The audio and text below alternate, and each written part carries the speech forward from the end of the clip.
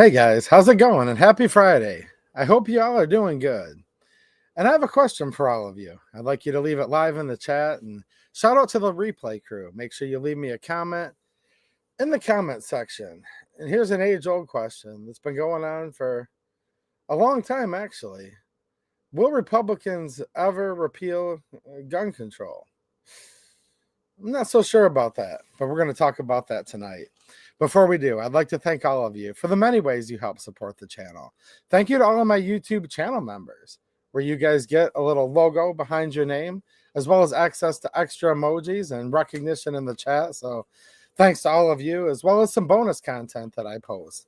Also, the same thing to my Patreon supporters, as well as my local supporters. Now, Locals is a different site, censorship-free, where I do post every day there. Make sure you check that out, because there's like crazy deals on stuff right now that should get you in a good mood and you're probably not going to want to miss.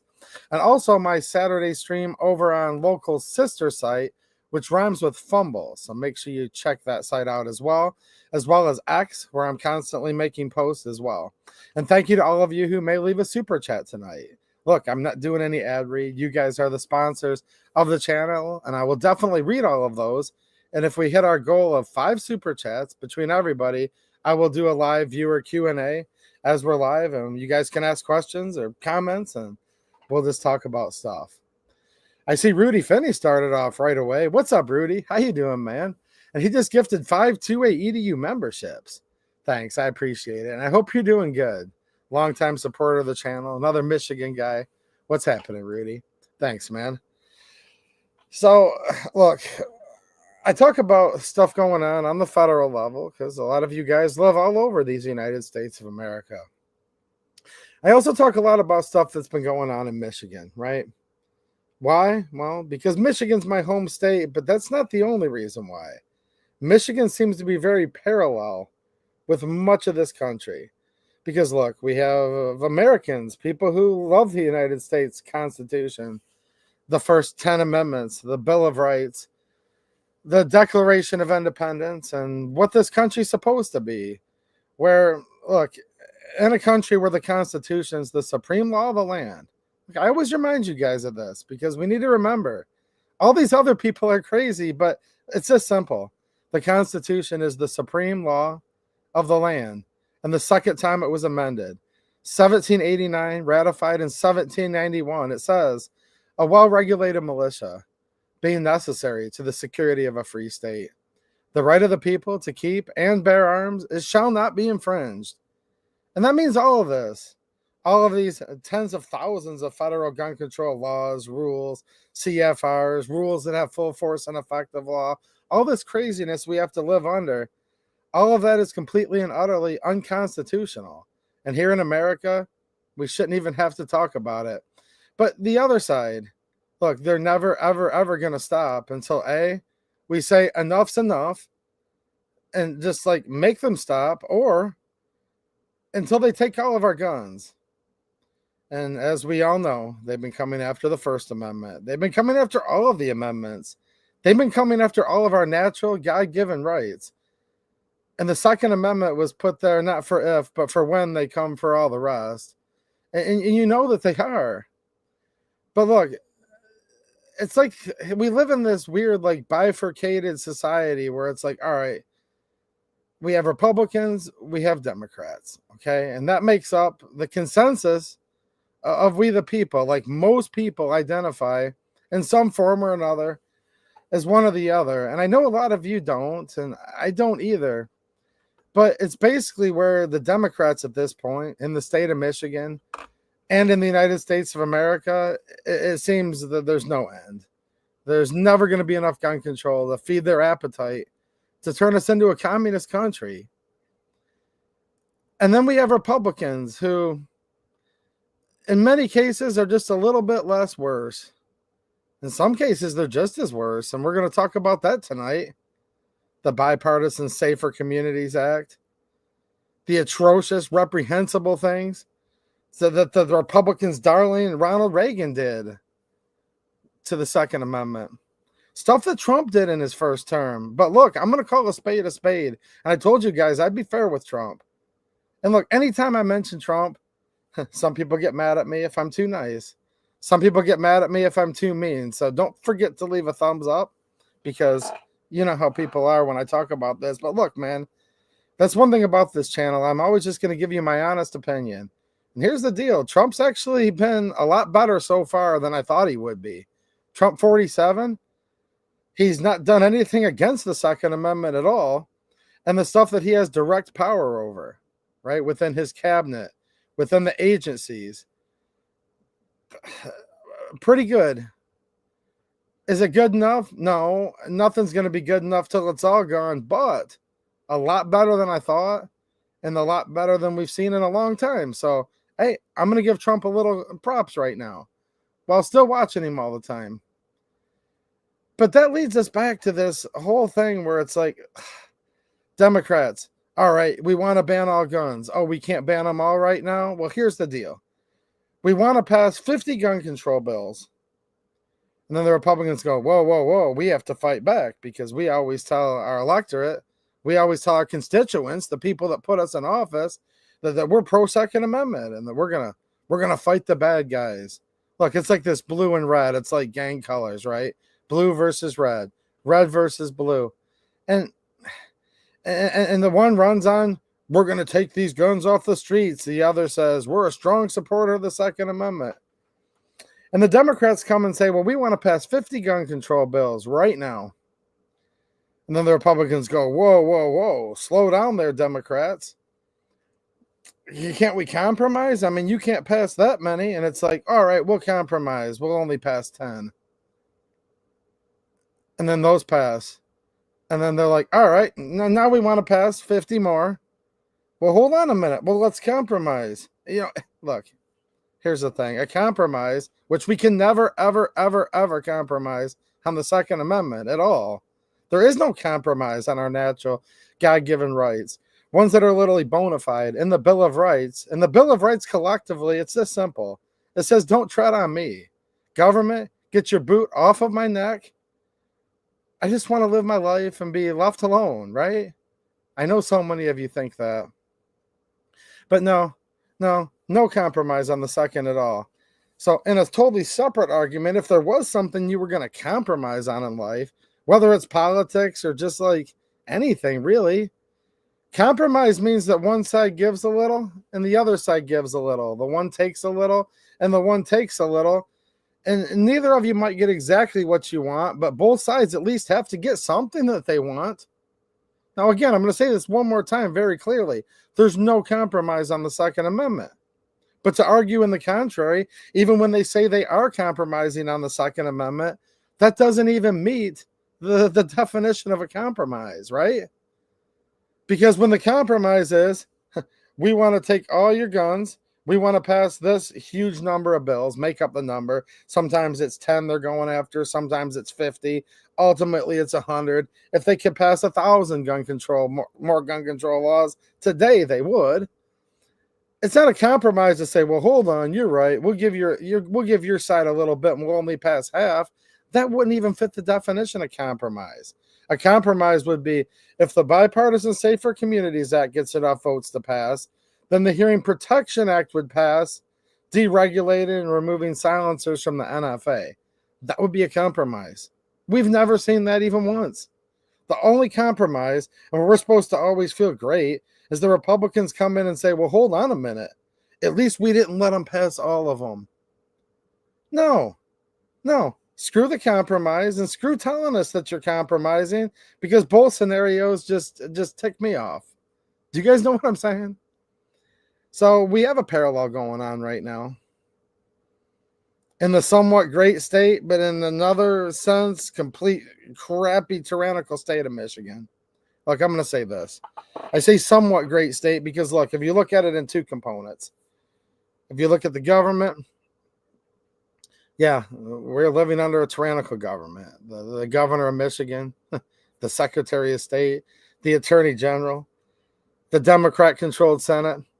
And look, I'm about to basically put the Republican Michigan House in the same boat because I'm trying to be patient. And maybe I'll be patient just a little longer, but my patience is wearing very thin. with the Republican control of the Michigan House of Representatives. It's going very, very thin. Because here we are about halfway through the first year. I'll tell you guys why this matters in 1 second here. And I think you already know where I'm heading with this. Because this is paralleled with the United States Congress. We've literally already burned up half the time that there's even a chance, even a teeny chance of getting any gun control repealed. Because here's how this works. The representatives run for 2-year terms in the Michigan State House as well as in the United States Congress. And you've got about the first year, but not even quite all of that, right? Where there's a Republican majority in the United States Congress, in the Michigan House of Representatives. Because then, look, these people, they serve a 2-year term, right about halfway through now they're working on campaigning. Now they need to get reelected again. And then we have all of these different surveys that come out, all these different lobbyists, all these different so-called think tanks and expert groups and all of this that say, hold on a minute, don't go too hard on the 2A. That's not a real big issue in our polls. And then their consultants tell them, you need to work more on right to life, and you need to work more with the senior citizens. And there's all these subjects that are very, very important. Make no mistake. I just focus on the Second Amendment with this channel. But then they'll say, maybe don't go there because above all, and I'm becoming more convinced of this by the day. And trust me, I've spent a lot of time behind the scenes that lends me to believe what I'm telling you, that really just staying in power and keeping in the majority is the most important thing for these people. So the Michigan House, yeah, I get it. If they pass a gun control repeal bill, it's probably not going to get through the Senate. I know the governor of Michigan will veto it no matter what, but geez, oh Pete, I have to see a difference. How am I even going to get motivated to get out of this chair? Now, I'll get out of the chair because I own a small business and I'm really, really busy working. And that's why virtually none of the Second Amendment crowd ever shows up to rallies, ever shows up to the Capitol, ever shows up for anything, because we're all too busy working.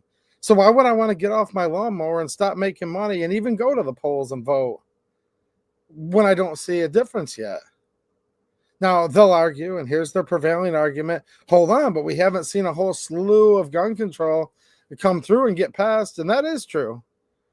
And they'll say, well, isn't that a lot less worse? Oh, yeah, absolutely, it's less worse. Of course. But, dude, that's like pretty much supposed to be guaranteed. When you have people run on being pro-Second Amendment, they say they'll repeal gun control. Of course, they better not be passing anything new, although they often do. And we'll discuss that as the stream goes on, too. But it's like, hold on a minute. How is that doing us a favor? How is that actually doing what you promised the people you would do if you just sit there and say, well, hold on, we're just going to prevent more worse stuff from happening? It's like, well, yeah, you better do that, but you also need to repeal. Now, let's go up to the United States Congress, because this is even way different. This is even a different scenario altogether. Now, the premise is actually exactly the same between the two. But as far as the functionality of literally getting gun control repealed, yeah, let's talk about the federal level. Trump, if you go back to Trump 45, all right, you had Trump as president. Okay. You had Paul Ryan as Speaker of the House, and you had Mitch McConnell as the Senate Majority Leader. We were told then, because remember, Trump runs and he says, if you elect me, I'll be the most pro-Second Amendment president of all time. And he stood on the stage of the NRA. Trump's record on the Second Amendment was not good in his first term. Now let's fast forward to 47. 8 years later, here we are, right? Well, Trump actually seems like he's getting in gear a lot more. This just shows you how stuff juxtaposes. And it's like there always just has to be this one hitch, though. There always has to be something or somebody holding everything up, right? Is that how some of you feel about this situation too? Because look, there's facts about things, and we're going to look at some of the facts tonight, but then there's kind of like, I got a gut feeling about this, because you just know there's something going on somewhere in these back rooms, in the Hall of Congress, in the halls of wherever, in the back alleys of wherever. You know what I'm saying?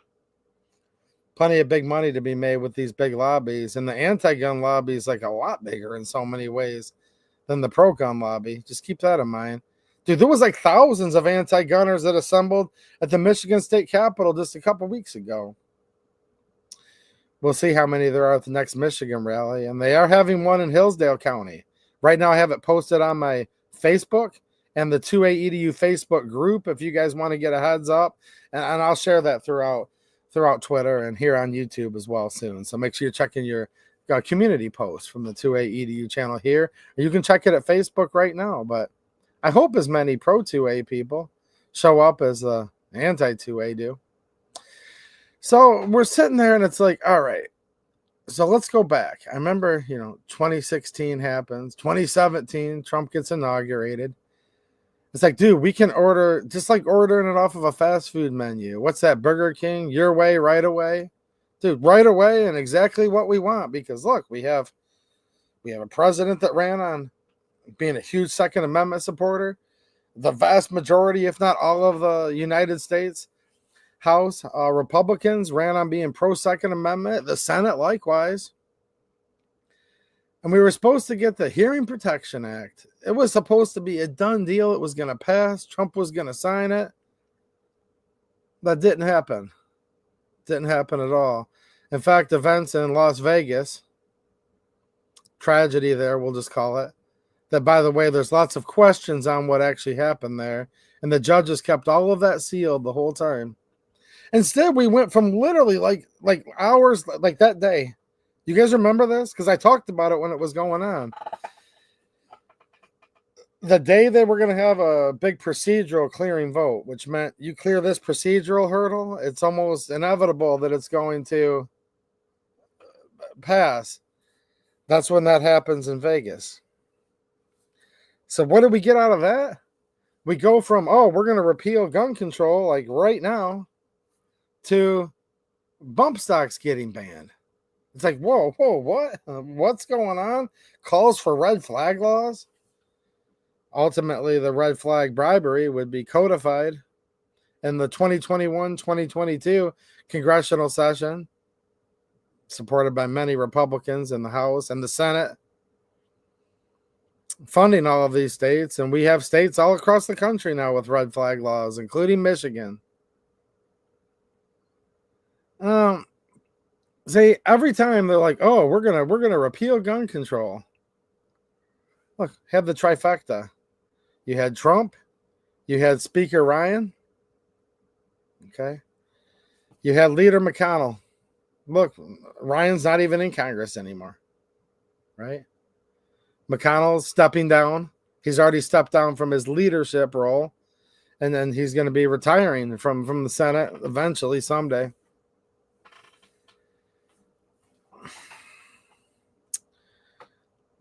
It was supposed to be not if we could get gun control repealed on the federal level, but how much. Does anyone remember that?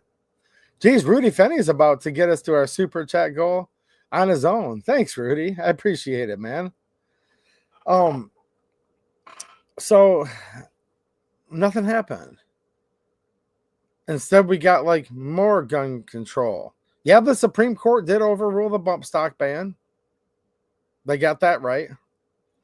But man, with those three liberals and Amy Coney Barrett and then Roberts, I don't know that we can keep on depending on getting just Supreme Court wins like every single time, can we?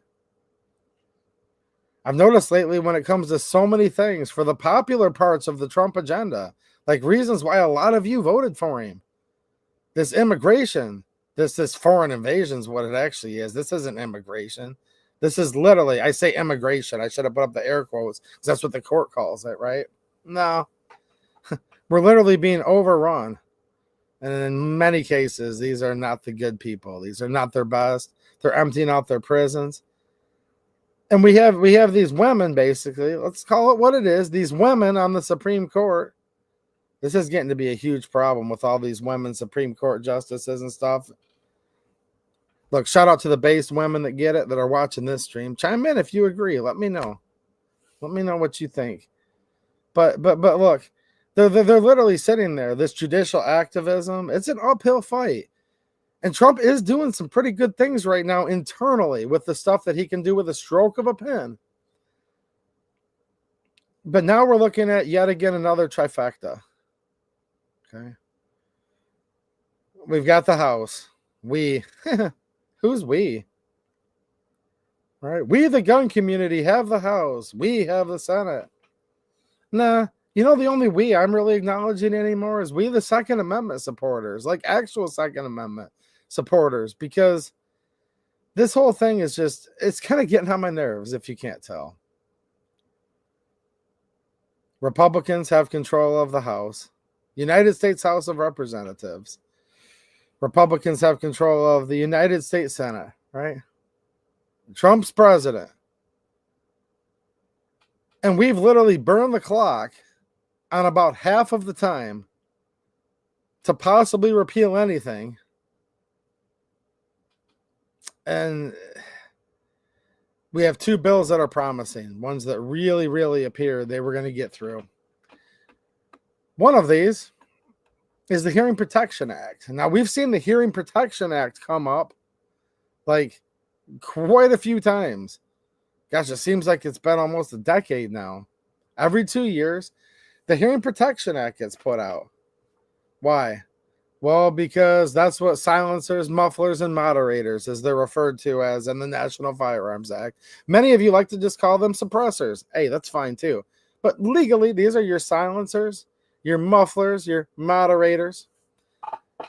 Anyone want to know why it's technically, by technical definition, called a silencer? Chime in the chat. Let me know. I know the answer. I just want to see if any of you do. Because there literally is like a specific legal reason why that's the legal name for a suppressor is a silencer, also referred to as a muffler. And there's also moderators, they're called.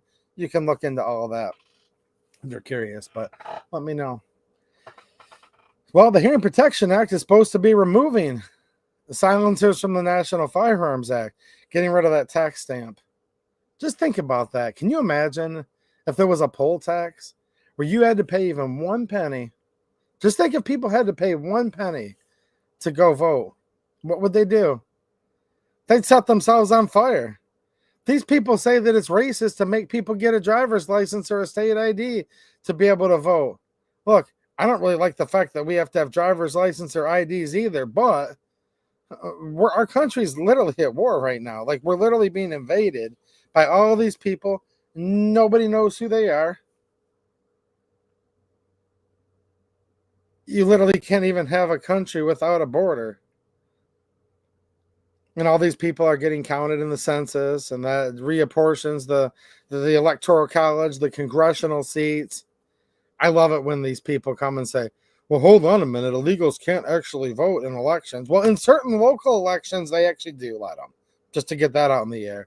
But second of all, even if somehow they are stopped at the polls, which they may or may not be, no, they still count these people, these bodies, when they're apportioning, redistricting, right? For congressional seats, who gets the most congressmen in their state is one way to look at it. Where these congressional districts will be, gerrymandered is about what they usually do. The Democrats gerrymander it to make it where they have a very unfair advantage in so many places, including and especially in the state of Michigan, right? Oh, yeah. And also as far as the electoral college, sometimes states lose or gain an electoral vote here and there due to different, mostly peaceful migrants coming in there and actually counting for purposes of all that. So they'd freak out if you did anything to even try to stop an illegal from voting. Let's call a spade, right? But there's a $200 tax to literally put something on your firearm to protect your hearing. So I think the Hearing Protection Act is actually a pretty good name for this act. It's called HR 404.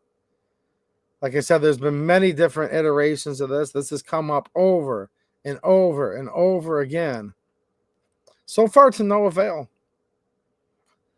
Now, it would also remove it from the registration, the registry. Because keep in mind, it's not just the $200, which to me is a lot of money. I don't know about you, but $200, that's a lot of money. I work hard for $200. I really do. And And man, like, okay, so there's that. But then also you get put on a registry where you're registering, letting the federal government know exactly where it's at. And here's the part of it. I was talking to my friend Mateo on the phone the other night. For some reason, even a lot of people in the gun community want to resist me on this. They're like, that's not true to AEDU. No. No, I've done the homework. I've actually read the code, okay, the Internal Revenue Service code. Because keep in mind, this is all a tax. This is all part of all of this.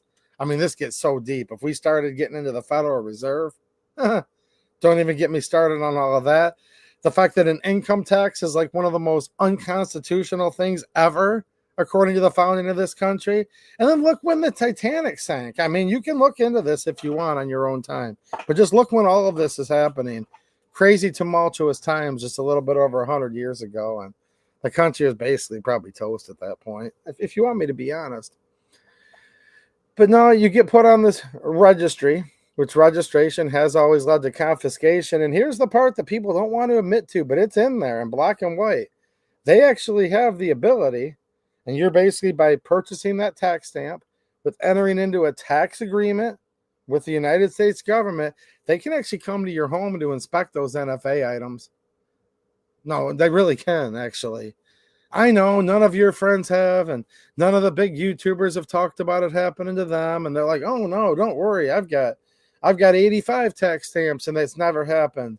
Well, it has happened to some people, and it could at any time, because it's literally written in black and white that they can come and they can inspect. They can inspect the item for its serial number to make sure it's the correct item. They can inspect the stamp itself. This is a stamp you're buying. This is a tax. The founding fathers literally dumped tea in the harbor. Now, confiscating their guns was the straw that broke the camel's back, but one of the reasons why they were starting a revolution, brewing up one at the very least at that time, was over a tax that was so much less than what we're taxed now. And it wouldn't have even been possible for the founding fathers to imagine that all of the good people who fought and died to no longer be the British colony, but the United States of America. A bunch of states that were supposed to be united very loosely by a very, very weak federal government. Just remember that. Read the 10th Amendment. 10th Amendment isn't states' rights. It's powers and how powers are delegated. The federal government is supposed to have just a little bit. The states are supposed to have substantially more, like multitudes more power than the federal government. But even that would be really low. So look at it on a scale like this. The federal government should have this much power. The state should have this much power, which is about 10 times more. And then we, the people, were supposed to have all the rest. But that's what the 10th Amendment says. Unless those powers were very specifically delegated, very specifically, hands off, they can't do it. My point is nobody has the power to be doing this gun control, except for people just let them. See, that's the thing, man. As much as things change, the more they stay the same, because it always has been, still is, and always will be a battle of good versus evil. And evil prevails when good men do nothing. The Constitution, literally, 10th Amendment, says the federal government only has the powers that are delegated to it by the Constitution, enumerated, meaning they have to be written down. And not only does the Constitution not say the federal government has the right to do gun control, it says the exact opposite. It says the right to keep and bear arms shall not be infringed. See, Madison and his cronies, we'll call them at the founding, wrote the Constitution and said, you know what? We're done. That's it. You guys know that? The Constitution, 1787, 1788, that's it. It was Jefferson and his people that said, no, that's not good enough. We need the Bill of Rights. Our founding fathers didn't even agree on whether we should have a Bill of Rights. However, when it came to certain colonies, saying, well, hold on a minute. We might not sign on to this. We might not sign on to that. And there was already tumult like before the ink had even dried on the Constitution. Maybe you've been watching my live streams when I've read it, or read it yourself, the famous Tree of Liberty letter that was written by Thomas Jefferson, for example. So Thomas Jefferson, even though James Madison's considered the father of the Constitution and wrote it down, he was done. He did not want a Bill of Rights. And a lot of the founding fathers didn't actually, but the majority of them, the consensus of them got together and said, no, we need this Bill of Rights because we just got done fighting off a tyrannical government. And yeah, you know, it goes back to even pre-Constitution. If men were angels, we'd need no government at all, right? But since men are not angels, we are going to need a government, but its sole existence. The only reason it would be allowed to exist at all is to protect our natural, God-given rights. So we didn't have a million little petty tyrants among us. You see countries that have kind of gone into a state of what you call a certain type of, maybe not total, because you can't really have total anarchy, but more on the side of anarchy. And you end up with small little countries in some cases that are run by dozens, if not hundreds of warlords. And that's not good either. No, the only reason the federal government would be allowed to exist is to protect our natural God-given rights. Now, if the government were angels, that's funny. But no, this is in the Federalist Papers. If the government were angels, we would need no checks on that government. But since government is certainly not angels, we would need both internal and external checks. Dude, those internal checks haven't been working for a long time. The fact that we even have to talk about a Hearing Protection Act, right? Like in 1934, the National Firearms Act was created, taxing items, inanimate objects that are specifically, as enumerated, protected from the government infringing, shall not be infringed. Well, here we are a long time later, 2025, and there's a bill here that needs to become a law. Like, look, I don't want any more laws unless they're laws that repeal previously unconstitutional laws, and that's what the Hearing Protection Act, H.R. 404, aims to do. Well, what's the problem, 2AEDU? You're thinking to yourself, why don't we just have this? I mean, Trump's like, give it to me, put it on my desk, I'll sign it. That's what he says. Hey, we'll see, but that's what he says. Now, look, the Republicans in the House, they're supposed to be pro-Second Amendment. The Senate, even a bigger lead in the U.S. Senate. No, the Hearing Protection Act is sitting there in the Ways and Means Committee. Ways and Means Committee was introduced in the House on 1/15 of 2025. It was referred, and on the same date, it was referred to the following committees. This thing's been sitting in committee for like, what, four months, basically, doing nothing. And now we're starting to hear rumors or insider info, whatever you want to call it, that the Republicans are actually holding this up. And they don't want this to go through committee or get a vote in committee. Because you could do a party line vote and get this to the House floor for an at-large vote. You could even lose one or two total rhino Republicans, whatever you want to call these people. Getting so sick of these Democrats and Republican parties, by the way. But no, it can't even make its way out of committee. So we the people put in a government, right? Where their platform is supposed to be pro-Second Amendment. President, House of Representatives, Senate. Can't even get out of committee. Can't even get out of a wet paper bag. Think about this. They put your natural God-given rights in a paper bag. And by us complaining and shouting a little bit that we do, we've sprayed water on that bag. Still can't even get them out of a wet paper bag.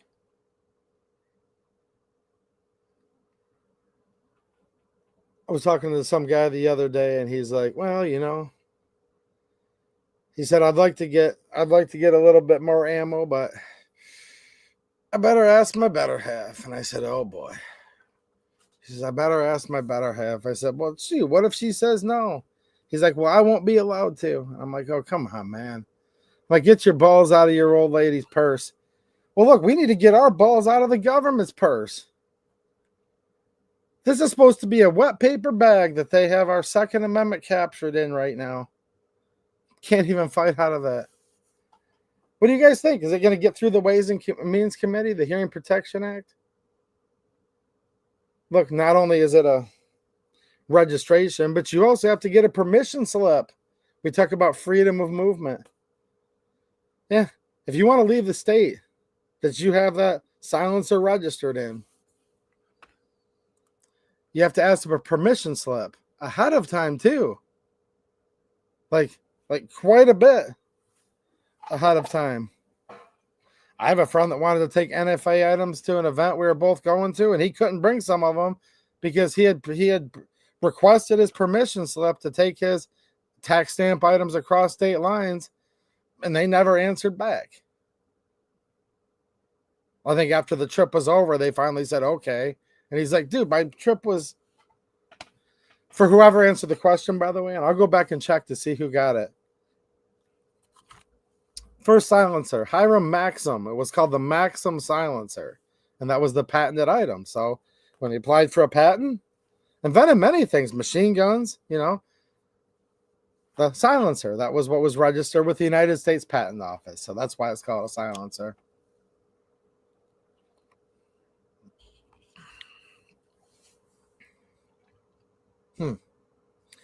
I want to know what you all think.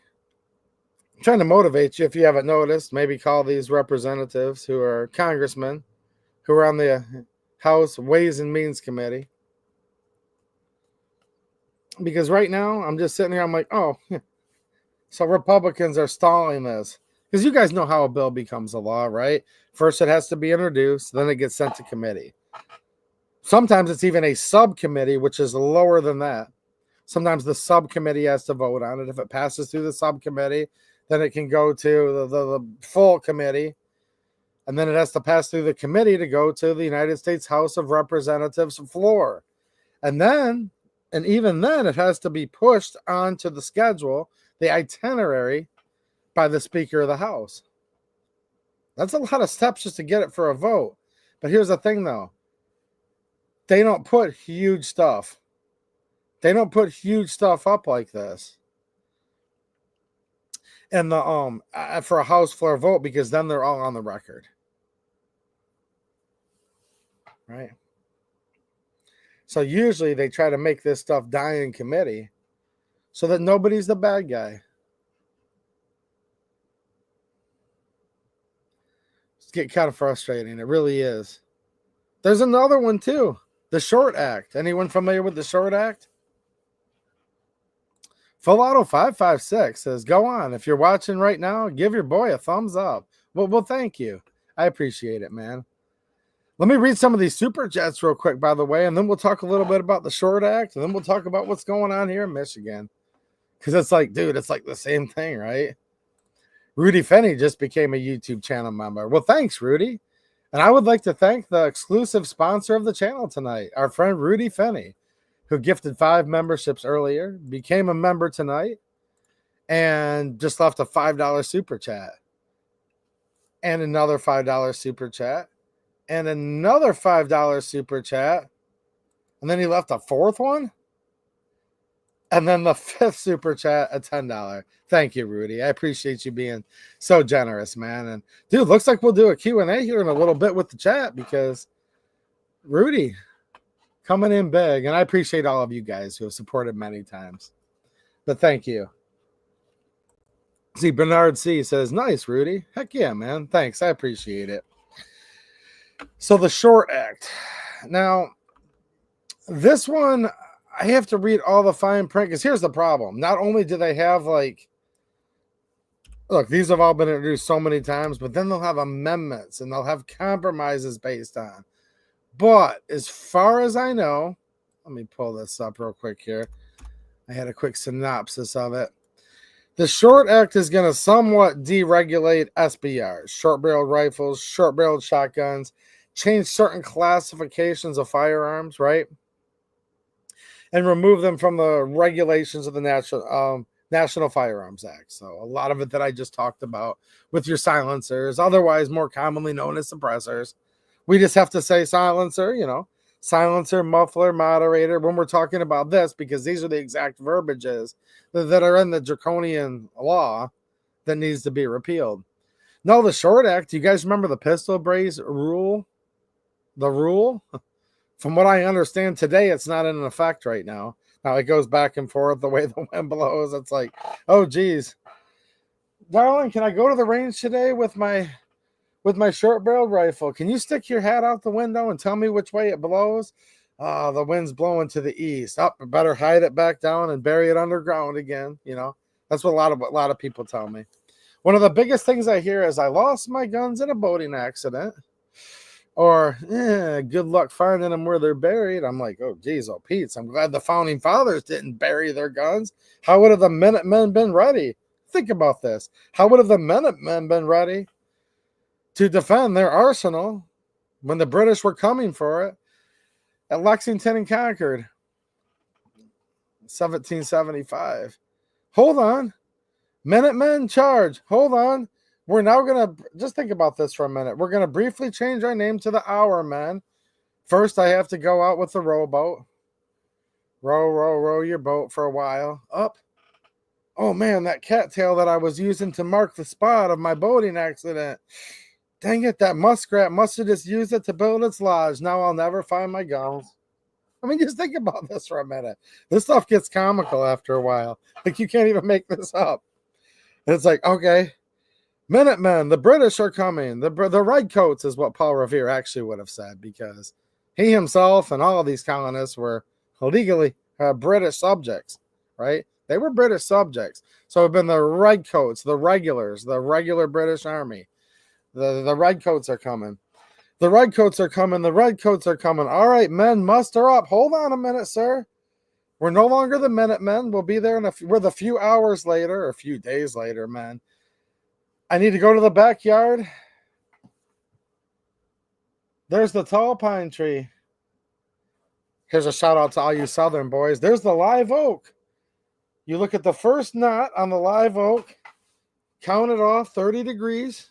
You've got your sundial out there. Just think about this. 30 paces down.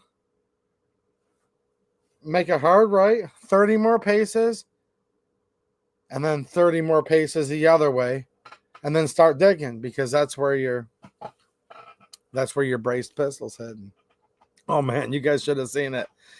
Oh geez, I lost my braced pistol in a boating accident. Now I can't hear on the YouTube live streams, but the whole time in my locals live streams, I'm like, here they are right here. I was showing them to all you guys who hang out over there the whole time. I didn't get rid of any braces. Are you kidding me? And I didn't do that free tax stamp they're talking about. Yeah. Here, government. Give me a free tax stamp. Oh, yeah, let's just get signed right up on that registry and permission slip. Yeah, right. Are you kidding me? I'm from the government, and I'm here to give you something. Just sign on the dotted line, Johnny. Get on our list, and yeah, right. Well, it's a free tax stamp, some of my friends would argue. I'm like, dude, that's not a tax stamp. It's free, too, for the pistol braces. No. Darling, can I take my brace to the range today? Hold on. She's just got done taking some of the curlers out of her hair, sticks her head out the window. Nope, it's blowing to the east. Braces are illegal today. Tomorrow, the wind's blowing to the west. You're good to go. I mean, this is crazy. This stuff's been going back, and it's been going forth. Back and forth, back and forth. It's like, dude, it shouldn't matter if it has a brace or a stock or a whatever. If it's a single shot, if it's a musket, muskets are fine firearms to own too, and they're also protected under the Second Amendment. So are knives and clubs and ships and everything, actually. You know, the right to keep and bear arms shall not be infringed. But look, whether you want select fire, full auto, none of this should matter at all. It's basically like, The only thing you should have to think about is, maybe I need to lay off the full auto for a couple of weeks because it'd be nice to afford to eat. And I've just shot so much ammo. I probably, most of you are like, dude, just go buy some ramen noodles, 18 cents. That was 5 years ago. Now it's like $1 for ramen noodles. So you'll still have to you'd have to regulate yourself a little bit just because you can't afford all the ammo. But other than that, that should be the only thing you're even thinking about. What type of gun can you buy? What type of gun can you own? It's just based on your own limitations. How much money do you have? How much time do you have? What do you want? This short act, if this can get passed, and guess what? Just repeat everything I said earlier. And this Republican trifecta, that's also being held up in the, get ready for it, Ways and Means Committee. Oh, yeah. It's being held up. Now this is sitting here with all the back, and it's gone forth, and it's gone back, and it's gone forth with these pistol braces. I wouldn't even call this a wet paper bag. This is like a wet piece of tissue paper waiting for this bill to jump out and become law. And no. Think about that. All the tough men in this country, and our rights are literally being held. Our rights, air quotes. Now, your rights are given by God, and that's the only thing that can take them from you. Don't forget it. But our guns and our rights are being held up in a wet piece of tissue paper right now. And a lot of people I know are just kind of like, oh, what's going on? Where am I? You can't have a brace on your pistol. It's like, well, you guys agree, right? Like, should we even need to talk about pistol braces? Just put a stock on it. Run what you brung. Like, how short is it? Well, here's the thing. You cut it down too short. You might lose some effective range. You might lose some velocity. You might lose some terminal performance. I don't know. Maybe it's for close quarters, though, and that's exactly what you need. Maybe it's from within the vehicle, from within the home. I mean, lots of people are killed or great bodily, irreparable harm within their home, within their vehicle, places where a little tanker gun is what the military would call it, would fit the bill perfectly fine. All of the above. There's a reason they make all these guns, because they all have a use for different people, for different reasons. And man, oh man. You know what's weird though? It's like you say, like, we, and I mean, I know people say it, and I don't blame you if you do, but we have control. We have the trifecta. Who is we though? First of all, who is they though? But who is we though? Right? Like, okay, we what? We that don't want to have to buy a tax stamp? We that don't want to be looking over our shoulders all day? Or we the Republicans that literally can't pass crap to repeal anything? I'm sure they can, but they won't. Right?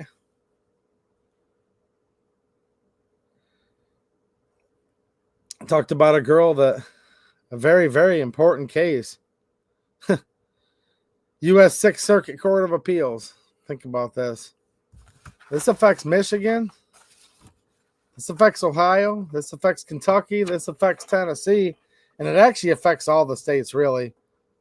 Because it might not be precedent setting necessarily in all the states, but trust me, when they want to ban whatever you're wearing, when they want to ban whatever you want to say, they'll come back and rely on this. They'll use this in court. 6th Circuit Court of Appeals in a 3-0 opinion said a girl couldn't wear a come and take it hat with a picture of an AR rifle on it.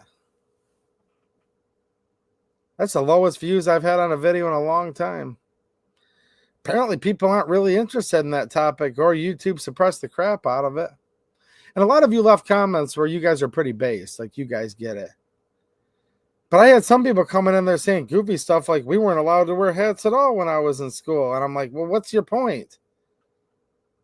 Because doing a good job of reporting the news like I do, I literally said, like, they were having a special event in school, okay, where they were able to wear hats for a spirit week, so there was a thing where they could wear hats that day. And well, they literally just said that a picture of a gun is a gun, and you can't wear it in a school.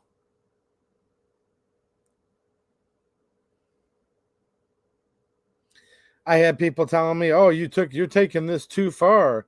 If we do this, then that. If we do this, then that. Whatever." No, I'm not taking it too far. Did the founding fathers take it too far? The what? The right to keep and bear arms shall not be infringed. The why? A well-regulated militia being necessary to the security of a free state.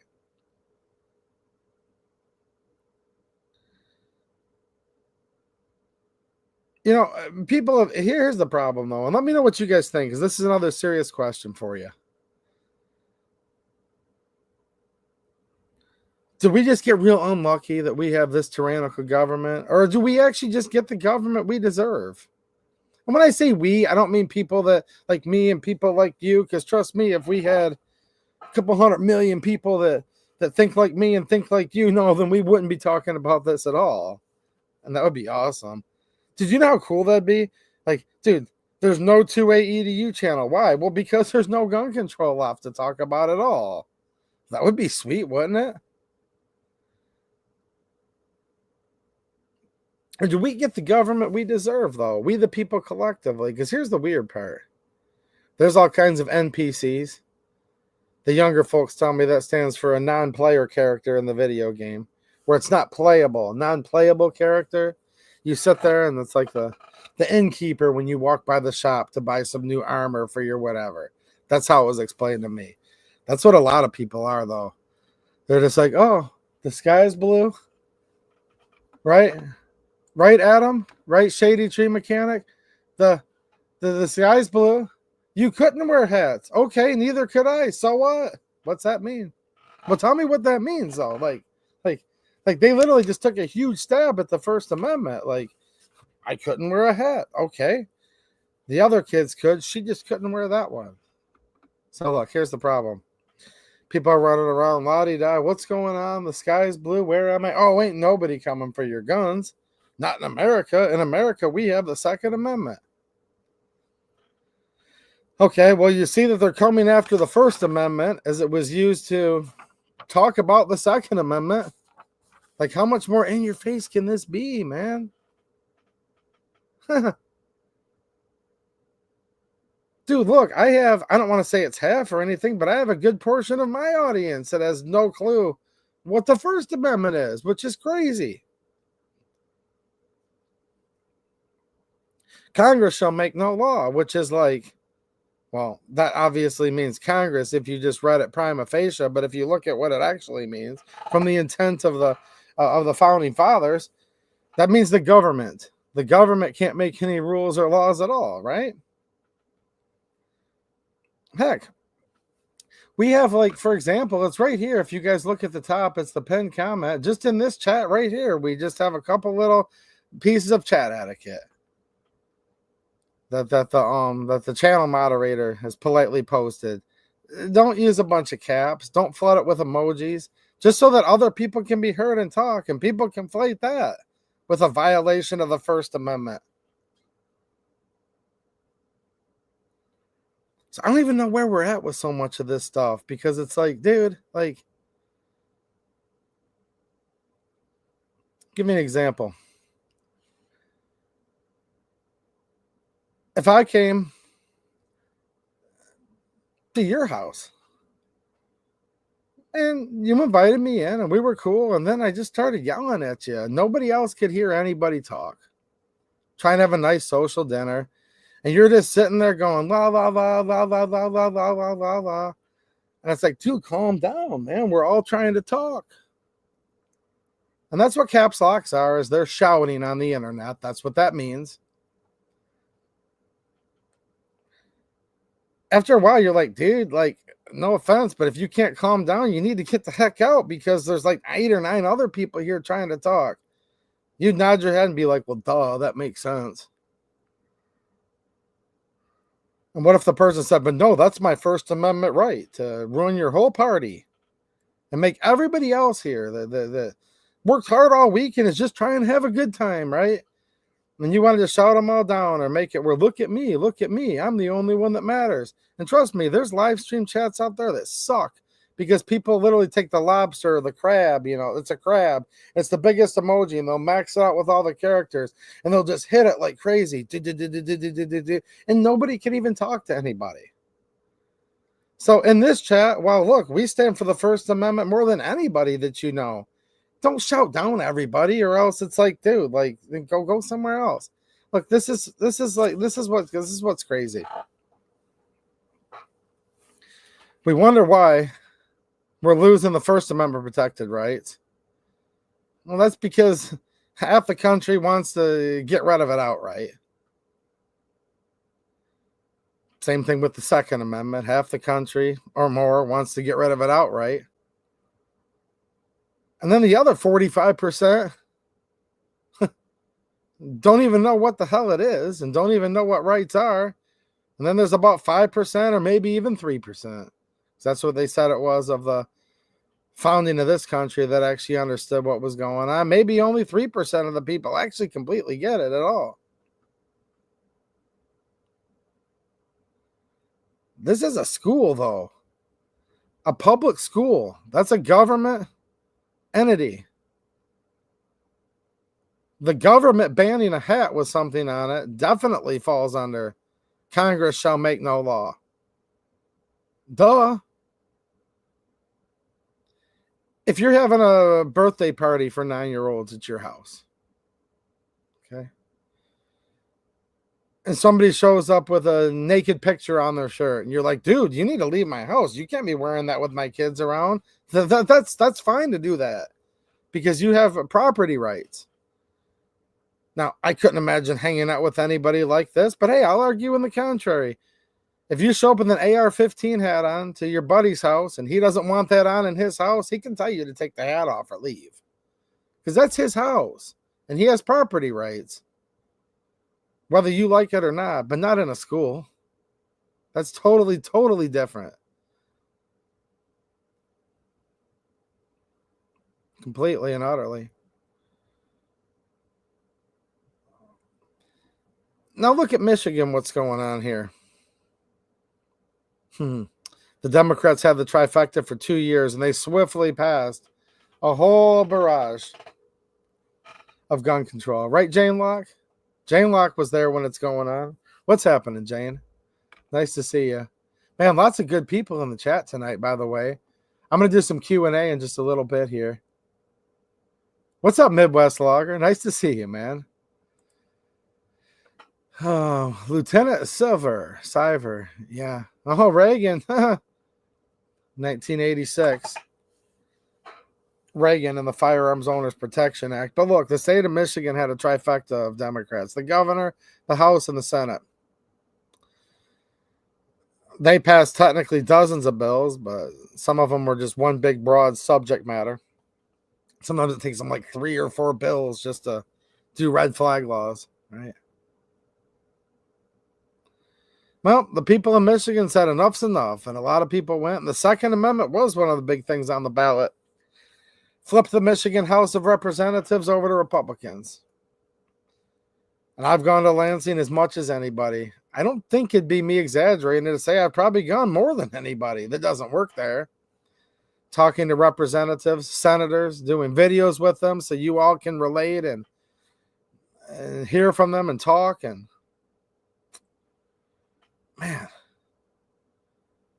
man, oh man. I know a lot of you guys, like literally that are watching right now. I can see some of you in the chat have been calling and stuff, but I guess not enough. I don't know. Do we just have this tyrannical government because of bad luck, or do we get what we deserve? Let me know what you think.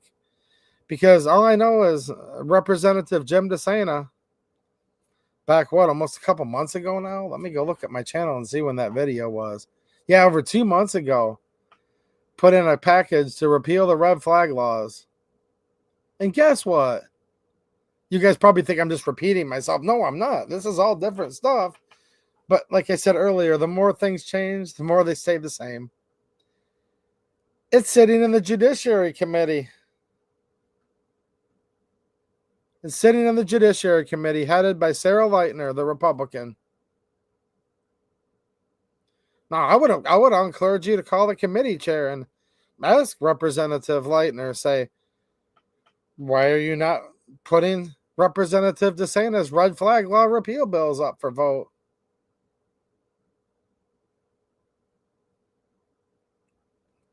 If you're curious, if you don't really care the reason why, then call and say, why the hell hasn't this gone up for vote yet? That's fine. Don't threaten anybody. But you don't have to be like super nice either, right? Say, what the heck's wrong with you people? You can call them and tell them that. If you think something's wrong, call them and say, what's wrong with you? You're allowed to tell them you're sick of this crap. You're allowed to tell them, look, the way you're acting right now, I might have no reason to ever go vote at all. And if that's the truth, don't make up stuff. Don't lie. Your conscience will decide that. Don't ever threaten anybody, though. Don't do it. Not worth it, man. Not worth it. Don't even think about it. They'll be on you like that. Trust me. Don't even think about it. But you can be very polite. You can say, look, would you please, may it please the crown, may I please, excuse me, ma'am, what?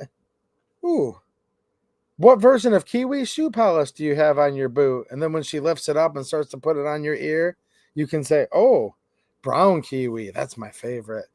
All right, you can have a little bit of boot on my neck, but would you please, pretty please, maybe put Jim DeSantis' red flag up for vote? You can do it that way if you want, you know? I mean, I would hope. But look, you could be that polite. I would hope not. But you could call them up and say, listen here, I voted for you last time. Whoever it is that's on these committees.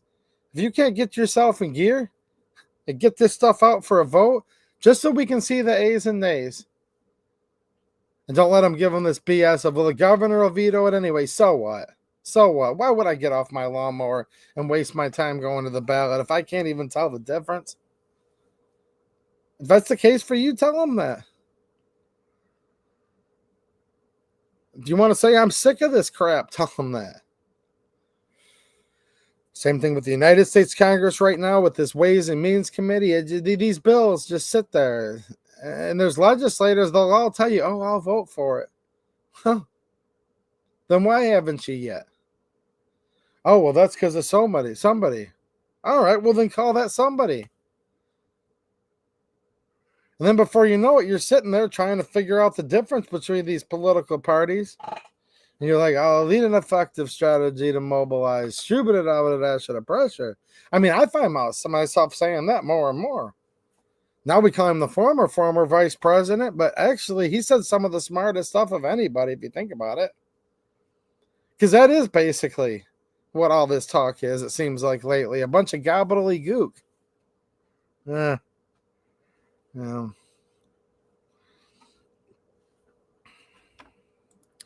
me take up the chat and peek at the chat and see what you guys think about this.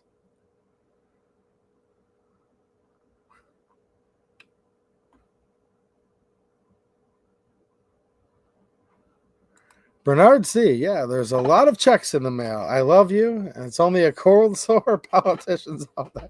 No, I mean, look, think about it. What's up, Liberty Absurdity? I don't know, man. I'm about to probably go to the, what do you call that, Mateo? I think I want to join the Black Pill Party. I think that's what Mateo told me the other day. He said something about a black pill. Where I just want to go up there and just beat on my chest and go, ooga booga, ooga booga. I don't know. Maybe. I mean, Jax McAllister, I try to get everyone to call. People are lazy. No, I know. People are lazy and people are crazy. That's why we find ourselves in the shape we're in. And I truly do mean that, though. I'm not trying to be black-pilled. Like, look, I've tried to offer encouragement as much as somebody could on all these topics, right? You guys know I'm doing that tonight. But look, man, it's like, did we get the government we deserve sometimes? You know what I'm saying, Jax? And when I say we, I mean, look, we the people, all these other people, NPCs, the whatevers. I mean, there's a lot of just like whatever people out there.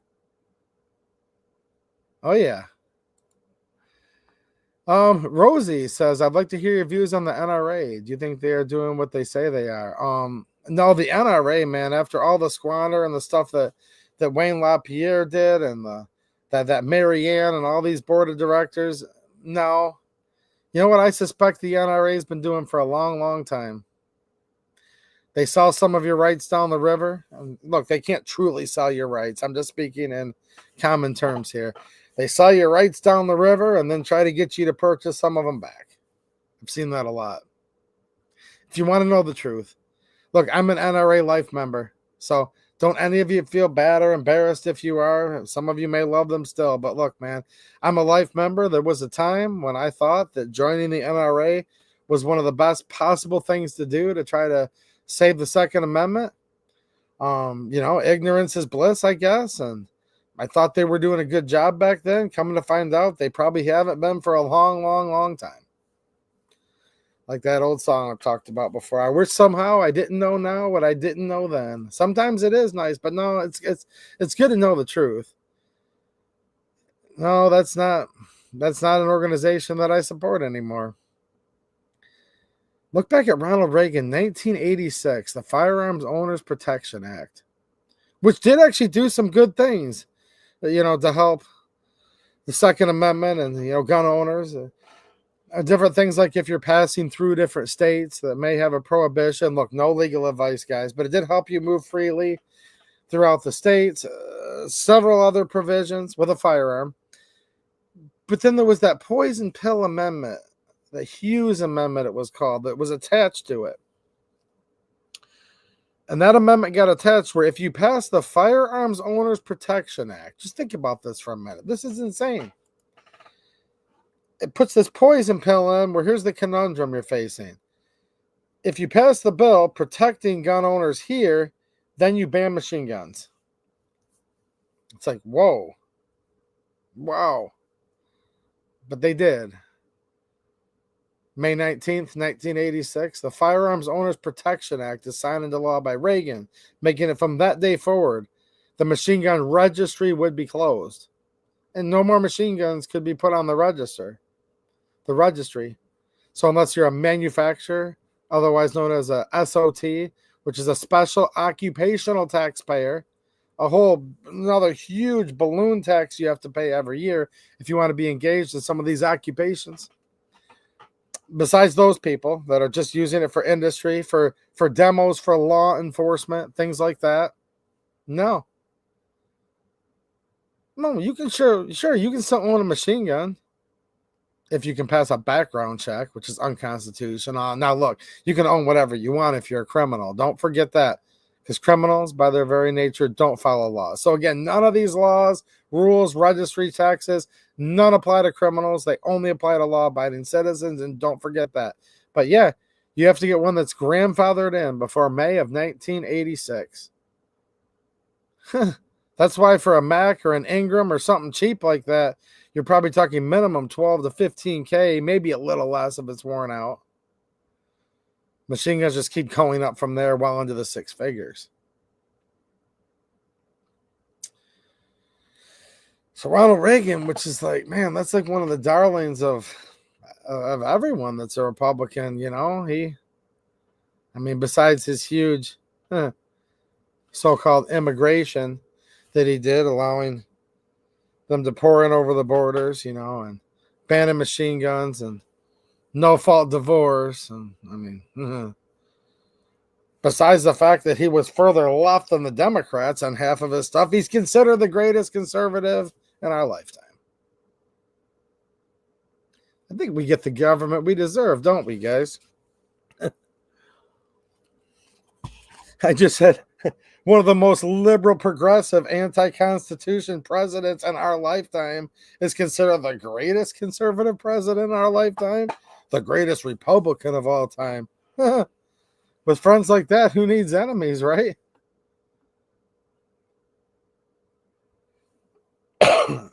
I don't know. I'm just saying. Yeah, it is weird. Back to the NRA. The NRA encouraged him and said, Reagan, just sign it. Because there's some good stuff we need in here. And don't worry, we'll sue and we'll get that totally set aside. That'll be ruled unconstitutional. So you'll get to keep the good parts of the Firearms Owners Protection Act. But we'll sue and we'll prevail in court. We're real confident on it. We'll get that machine gun ban repealed. But they didn't sue. And they didn't win. And we're stuck with it now forever. Unless there's like literally a sea change in this country. Probably nothing short of a complete revolution and dissolution of this country. To put it bluntly, machine guns will never be lawful again. Just remember, though, these don't apply to criminals. I'm just saying. Only the law-abiding citizen. And by the way, when guns are outlawed, only outlaws will own guns. But no. You look at Heller, which in some cases is one of the best Supreme Court decisions in our lifetime. But even in Heller, Scalia put a huge poison pill in that and said, yeah, but the Second Amendment doesn't protect machine guns by name, he said. You can't own a machine gun. It's like, excuse me? Where did I go wrong when I said the right to keep and bear arms shall not be infringed? Huh. No. The Second Amendment doesn't cover particularly dangerous and unusual firearms. So if it's both particularly dangerous, give me a break. Cain killed Abel with a rock. I mean, come on. These people. Just remember, there's nothing new under the sun. All of this stuff's always been going on, and it always will. But if it's particularly dangerous and it's also unusual, it's not protected. So think about this for a minute. Here's where I'm going to conclude, and I'm going to read some of your chats.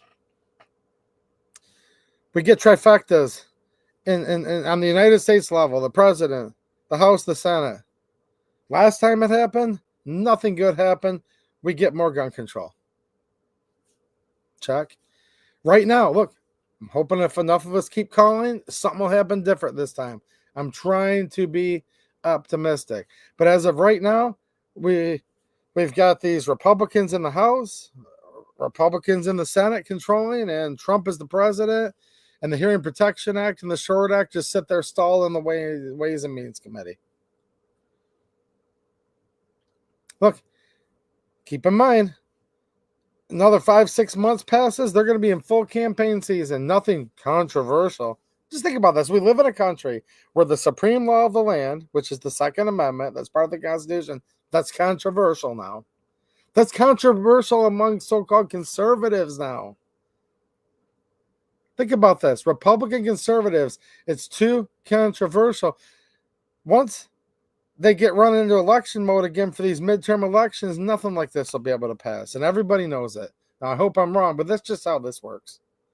Same thing in Michigan. If the House is going to make a statement, okay, if they're going to pass, say, DeSantis red flag repeal, or the new bill by Representative Jim DeSantis, talk about a good Second Amendment supporter, that would get it where if you're acquitted, right, if you're acquitted in any type of wrongful death or murder, that you would be immune from getting civilly sued. So in other words, if you used your firearm in lawful self-defense, you've been acquitted or you've not been charged. In other words, you're not a murderer.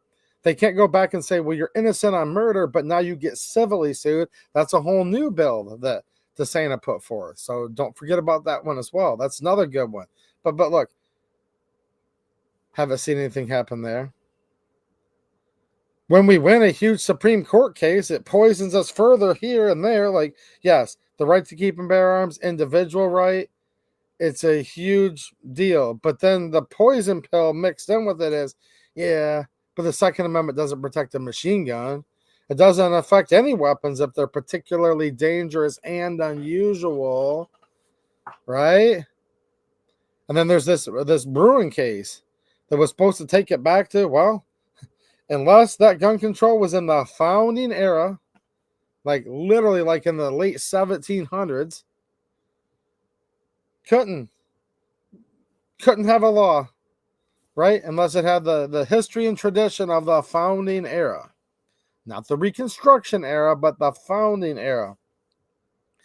Then this Rahimi comes and appears to be peddling some of that back.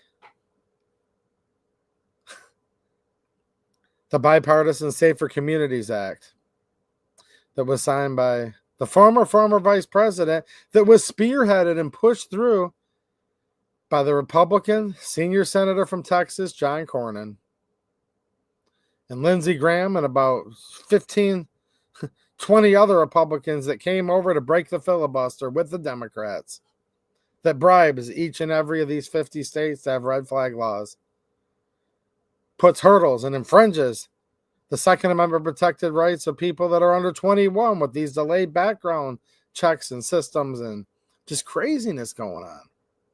So don't forget that either. So we'll see what happens. I hope if you live in Michigan, you're continuing to contact your Michigan representative. Tell them they need to get in there and pass something just so we can know if we ever even need to worry about voting anymore or not, right? Or if they're just going to be a little less worse and just a little speed bump. Same thing on the federal level, the United States level. These two big bills, these are big, big bills. And there's not much time left, really, by the way this works. Not much time left, but the Hearing Protection Act and the Short Act, and there's a Hush Act, and there's several. I can keep going further and further.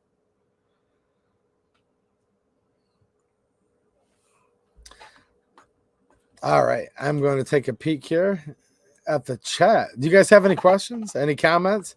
I'm going to take a look at the chat for a minute here. See if you guys have any questions, because I said I would do a Q&A if anybody had one.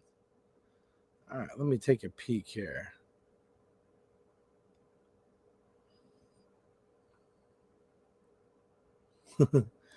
Adam says, don't tempt me to put it bluntly. No, you can be blunt. You can be polite. Like I said, don't threaten. But here's my thing, though. Like, if you're like too mean to somebody, a lot of times they push back even further. So I don't suggest you call them up and, act like a total jerk, because it'll get you nowhere. But it's okay, I think, to be a little stern. And be like, I'm sick and tired of being sick and tired. Are you guys going to do something or not? Like, it's okay to ask them questions that have a little bit of sustenance to it, I think.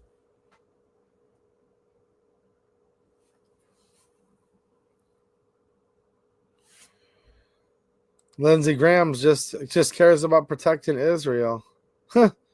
Lindsey Graham. Man, that's wow.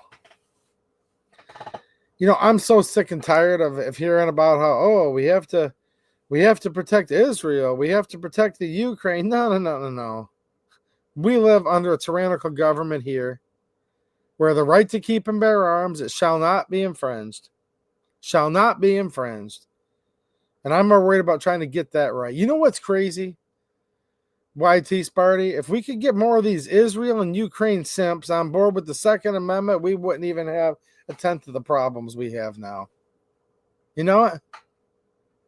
I'm being dead serious, man.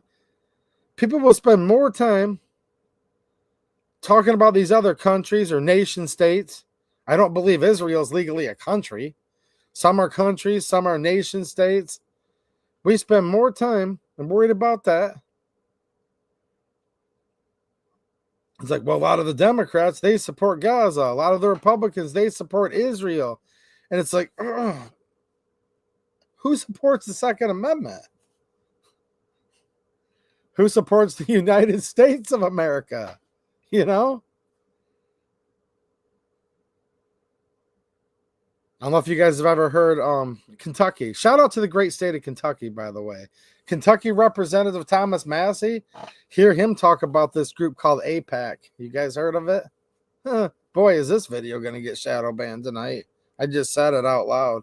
There's certain things you're not supposed to say. You're not supposed to talk about certain things. But look, man, he talks about this lobbying group. These are international lobbyists. These are... Dude, in my opinion, they break every lobbying law there is, but somehow it's okay. Dude, don't take my word for it. Listen to Thomas Massey talk about AIPAC. I mean, this is some serious stuff. You know what, Dale?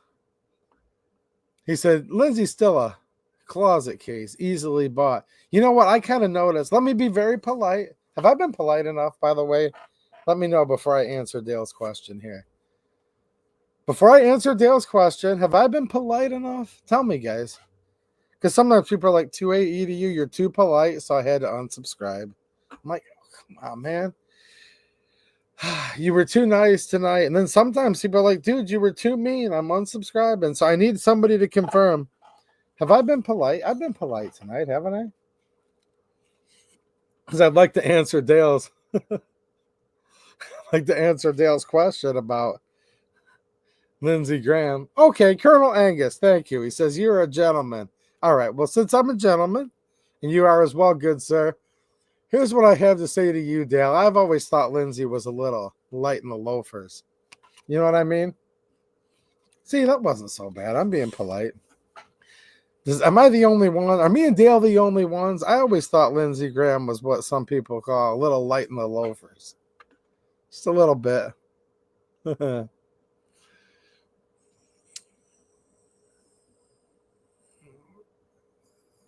hold on, Jane. She says, it's getting to the point where I'm no fan anymore. Well, you're a fan of this channel, darling. Look, I'm still fans of all of you guys, right? I mean, look, it's like, I get what you mean, Jane. Look, this is how this is, though. This is truly how I feel about this. And you guys have heard me say this like a million times. Dude, there's many, many fine people that live in Israel, obviously.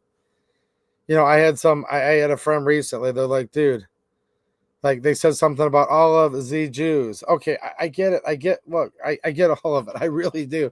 But no, there's good people that live there, man. There's good individual people that live in Gaza. There's good individual people that live in Russia. There's good people that live in the Ukraine. Like, this is all true. It truly is. But at the end of the day, man, it's hard for me to care about some country that I couldn't even hardly show you on a map, right?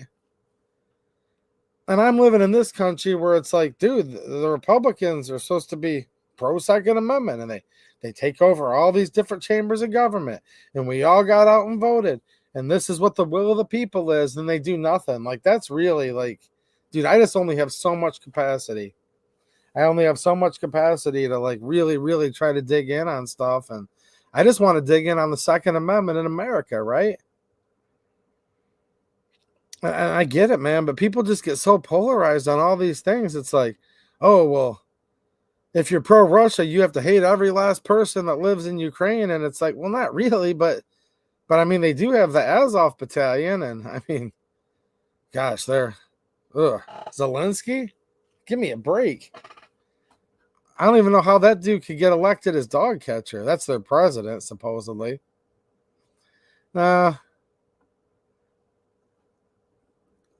Wait a minute now. Wait a minute, Mike McClune. He says he's talking about corn on the cob, isn't he? Wow. Lindsey Graham eats the corn on the cob at a cookout, very politely. Did somebody say I was too polite tonight? Hold on a minute here. Wait a minute. Jack says you're way too nice. But you meant that as a compliment, right? Didn't you? What's up? What's up, Robert Chase? How you doing, man? You enjoying that red dot, by the way? Man, if I was on Locals right now, I'd just literally pick it up. Make sure you guys check out my Locals community. Did any of you get any of these bags? This is just a bag, YouTube, for like $7. I posted them after last weekend's live stream. I'll make the post again. They're still on sale. And these are like awesome, awesome bags. So check those out. I'll post it to X and Locals as soon as this is over. Oh, a little sugar in his tank. I like that. No, I'm very polite. I'm very polite, guys. But I talk about a lot of stuff. You guys have to admit this. I talk about a lot of stuff most of these channels are afraid to talk about. I even talked about, look, I even like to cite this. Someone got into it with me the other day. And I said, well, hold on a minute. Look, you guys remember this report? Wait, what's this? Mateo says the pennies were extra shiny in his loafers. Now, we should spend a lot more time with this document. I feel we could all bond over this. We'll all be good friends when this is done. Now, most of us are good friends, except for the one that just unsub from me, but they'll be back. What do you guys think? They'll be back, trust me. Even people that hate this channel, it's still their favorite one.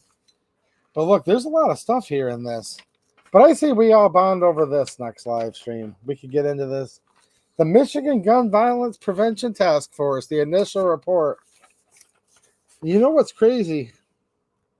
Did anyone, real quick before I forget here, Chris Schur, I talked about that last week. Hung jury. From the mostly peaceful, tried to kill him in Congo. They're bringing him in from the Congo, they're called, and they're... some of them aren't so nice.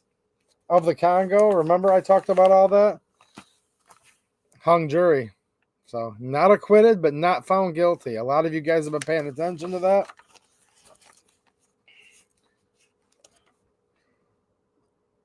In Michigan, firearm mortality rates are highest among, now this is me, whoever's watching at YouTube right now from the DEI group. This is from the Michigan Department of Health and Human Services. Right, Mateo? Mateo's like, dude, you got to make sure you cite your sources because some of this stuff's spicy. 2A Warrior, what's happening, man? This is spicy stuff you're not supposed to talk about, but it's okay. Right, Liberty? Absurdity? Two Talls Ale picked up too. Good deal, man. Good deal. And thank you for using my link if you did. I know a couple of you did. But look, this is according to the MDHHS, being run by Democrats, says the mortality rates for leading cause of death in Michigan from ages 1 to 19. Wait a minute. A 19-year-old? That's not a child. You're old enough to go fight and die for your country at 18. Let's go down to the next part.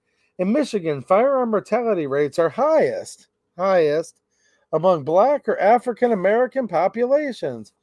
Oh, geez, I would have never guessed. I am shocked. Followed by Native American or Alaskan Native populations, figure 14. Now, hold on a minute here. We were told, I'm sorry, but I'm getting sick and tired of people trying to shame me for being white. But here's the deal. Shout out to all of you, whatever color you are, but I'm proud to be white, and I wouldn't trade it for anything. But here's the deal. Look. Black or African American, the mortality rates are all the way up to here. But here's the kicker. More than one race is down here. And pretty much almost all of these end up getting included into this. And this is according to MDHHS for context. That's the proper context for this. The Michigan Department of Health and Human Services. Yeah, I had somebody get into my last thing about, well, you're white and you're this and you're that, and was trying to race bait me on some kind of crap over this hat. And I said, yeah, actually I am. I am, and I'm proud of it.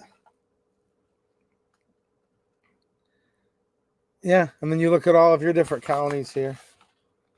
You know what I mean? All your counties. Yeah, we'll get into this more. This is a good document for lots of knowledge in it. No, YouTube Sparty, you're actually wrong. YT Sparty. No, this is just about race here. They didn't mention economic status at all, according to this study. Now, look, I'm saying the quarrel's not between me and you because, like, this is literally what this is. This doesn't say economic status on it at all, actually. I mean, I'm just telling you this here. So maybe I'm taking your comment out of context, but this exact study I just pulled up is literally only based on race, actually. You know what I mean?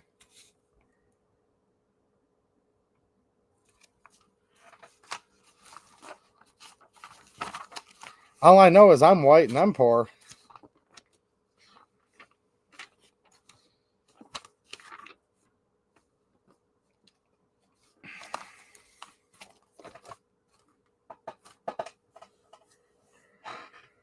May 18th is coming up here. May 18th. That's a good day. I'm going to be celebrating May 18th.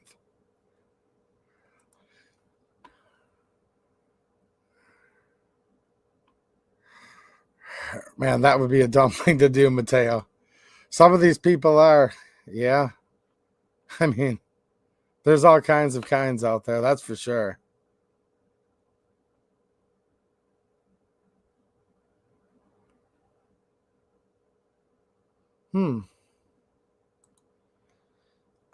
Birmingham. I've never been down. Birmingham, Alabama.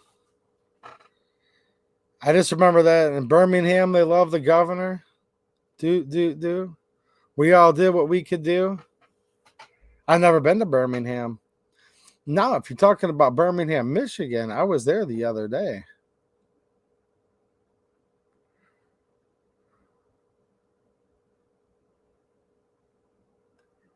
Man. Does anyone have any questions here? Take a peek and see.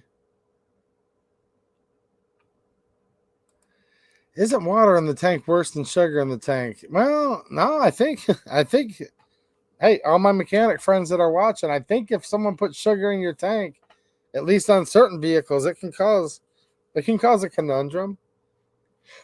I think there is some truth to that. I mean, I don't know exactly how much. I've never put sugar in anybody's tank. Never had any in mine either.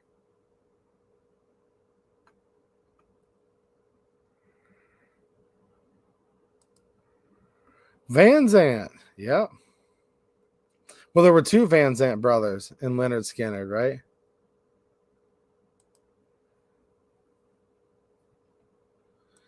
I'd be interested to see those stats, YT Sparty. And there might be a study that says that. I have no idea. I'm just literally citing the MDHHS. The mortality rates are highest. It says right here. Mortality rates are highest among Black or African American populations, followed by Native American or Alaskan Native populations. I mean, I'm not saying that. I'm saying this is the official stuff here that they put out. They probably need more DEI programs, right?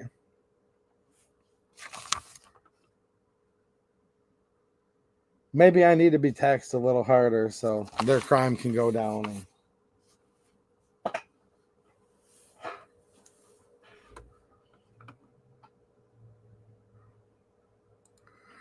Dale says sugar will dissolve and seize the engine. There you go. There you go. And I knew there was like a mechanical reason the sugar will really get in there and mess it up. What's happening, Vince? How you doing, man? I'm going to take last call for any questions, guys. And if there aren't any, I am going to jump off.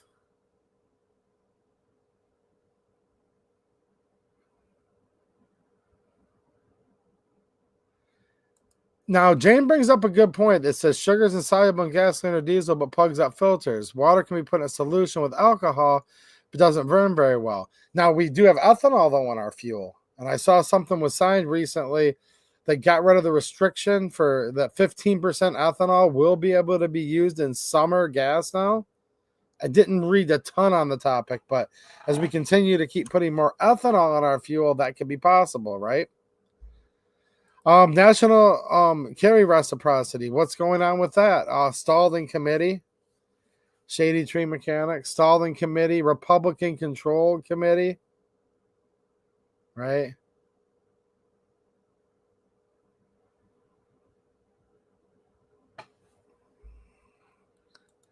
Adam says, any update on pistol brace legislation in Michigan?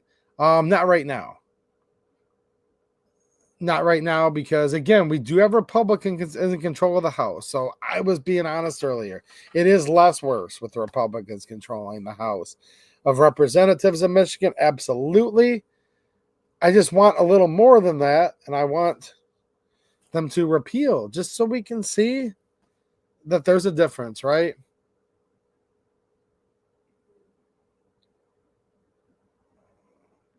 Just remember, guys, any of the bills, okay, that were from the last session in Michigan, right? So before January of this year, besides all those that disappeared and weren't signed properly, oh, that was the biggest constitutional and illegal travesty of all time. But they got by with it, I guess. Whatever, you know. Yeah, they all start over. They're all gone and they have to be reintroduced again. The bill 111 that we talked about, the Senate bill, right? As of right now, I've not seen any movement on that in the House. So I will let you know.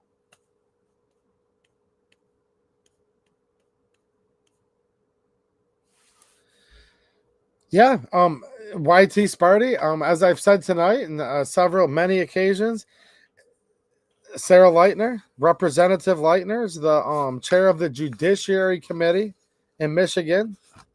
I would urge her to put forth a proper hearing and vote in that committee for Representative DeSantis repeal red flag laws. Okay. And many others, right? Just different ones I've done videos on. And I usually do share that information in the videos when I put them out. When is my next trip to Lansing? We'll see. We'll see. When I get the money, basically, because I'm having to work a lot right now because it's tough to own a small business in the state of Michigan. And look, I appreciate all of you guys that support, because that's the only reason I'm literally able to do this at all. But support has fallen a lot. And yeah, I just have to just keep myself afloat. Not rich. I'm probably one of the poorest people you guys know, actually. But yeah, I have to work quite a bit doing my landscaping work and whatnot.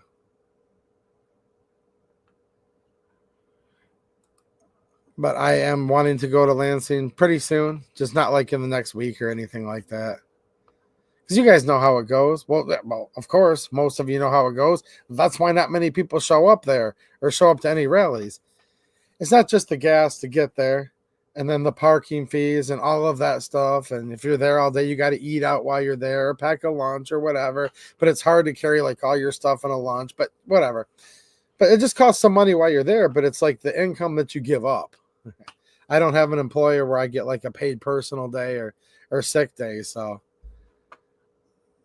that's when I always talk about how much money it costs to go to Lansing, because I'm forgoing a day's worth of wages and also paying the money that I'm there.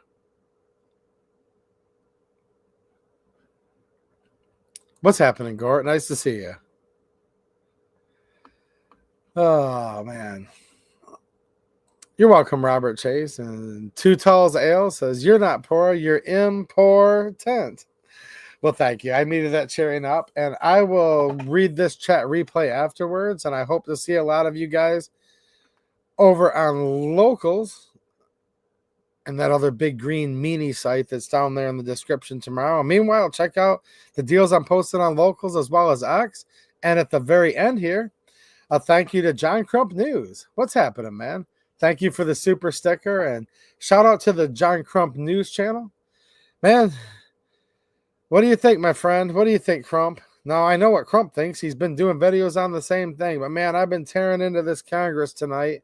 It's like, dude, we have a Republican trifecta. Get the Short Act passed, the Hearing Protection Act. That's just the thing to name too. So hopefully they can get that stuff in gear, man. And I know you've been advocating for it as well. And I appreciate your efforts, John. I really do. And tonight I'm trying to get these guys over here all riled up. Get in there and say, man, you got to fight your way out of this wet paper bag, Republicans.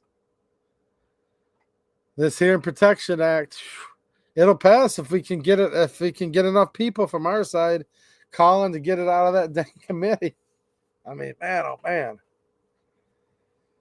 You know how these people are, Crump. You gotta stay on these guys, especially when it comes to these ones in Michigan. Okay, these House Republicans in Michigan, man, they're having a hard time, John, trying to fulfill their promises and get stuff out of committee. I mean, this is like. And here's the thing, guys. I literally know like well over 50% of all the Republican representatives. And I know a lot of them are like really, really chomping at the bit to get some of this stuff passed, to make a statement so that they can try to keep moving forward. And the Republicans want the trifecta in Lansing. But I don't know. We have to see what the Speaker of the House is up to. Because remember, the Speaker of the House in Michigan, Matt Hall, I hope he's changed his ways. I really do. I really do. But the Speaker of the House in Michigan, yeah, he voted for gun control in the last session, right? So some of these guys out there, man, sometimes their bark's a little bigger than their bite, but sometimes some of these Republicans, they like to go over to the other side in the state of Michigan on the federal level. Like I said earlier, John Cornyn, Lindsey Graham, et al., with the so-called Bipartisan Safer Communities Act. Some of these people, You need to really, really watch these people. Watch them very, very closely. Right, Jane?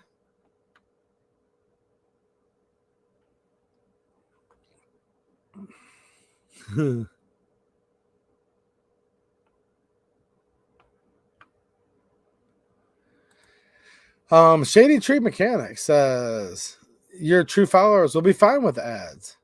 You're the only person following and exposing all the stupid anti-2A. Have a great night and weekend. Well, thanks, man. I appreciate you. And I am going to jump off and have me some dinner tonight. I still haven't had a chance to have supper yet, believe it or not. So I am going to probably have some. Let me think about what I want. I think I'm going to have some steamed vegetables with some butter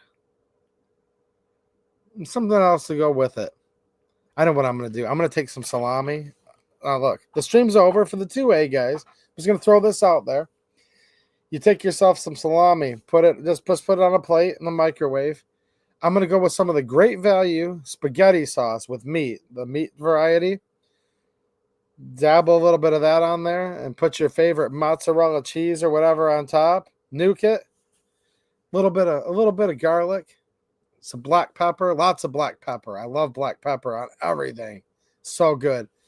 And it's weird, dude. It's like you're having your own little kind of like pizza thing, but like the crust is a piece of salami, or you can do it with the big deli cut pepperoni. Dude, it's like the best. I'll literally like, it sounds more like an hors d'oeuvre or a hors d'oeuvre as Lindsey Graham would do it with a hors d'oeuvre. But I'm just saying, look, appetizer. No, I'll have that as like my main course. I literally think that's what I'm going to do because my wife's asleep. All right. She, like a normal person, is asleep right now. So that's probably what I'll do to fend for myself. And then tomorrow I'll be like, woman, make me a nice meal. No, she's an awesome cook though, for real. She is. But I'll say, woman, make me a real meal. And she will do though. That's the thing, man. But I think that's what I'm going to have tonight. Salami with a little spaghetti sauce and some mozzarella cheese melted on top. Does that sound good? I can't be the only one. Oh, dude, fluffy bunny arsenal? Heck yeah, man. Pepper and hot sauce on everything. Oh, yeah. Oh, yeah. German potato salad, no mayo. All right. Walleye. Yeah. Wow. Some of you guys are from Michigan if you're talking about walleye fishing. All right. That sounds decent. Thank you, James. Well, on that note, since I'm not the only one that's like really looking forward to microwave salami with spaghetti sauce and mozzarella on top, I'm going to leave before anyone tells me that sounds disgusting. Check out my Locals and X post. I'll post this again for you guys, and there's some really good deals on stuff out there as well. All right. Thanks for watching, and have a good one.